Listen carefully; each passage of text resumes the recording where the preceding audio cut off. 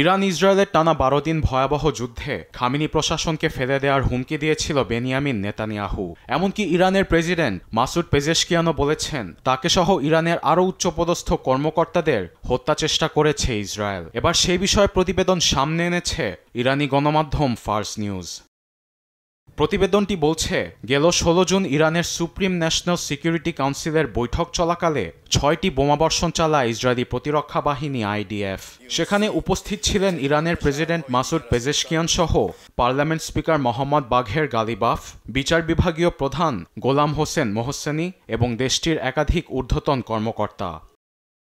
পালানোর পথ বন্ধের পাশাপাশি ভবনে যাতে অক্সিজেন না প্রবেশ করে এজন্য স্থাপনাটি লক্ষ্য করে ৬টি ক্ষেপণাস্ত্র হামলা চালায় ইসরায়েল। বিস্ফোরণের পর ভবনে বিদ্যুৎ সংযোগও বিচ্ছিন্ন হয়ে গিয়েছিল। প্রতিবেদনটি আরও বলছে, হিজবুল্লাহ নেতা হাসান নাসরুল্লাহকে হত্যার আদলে হামলাটি পরিকল্পনা করা হয়েছিল।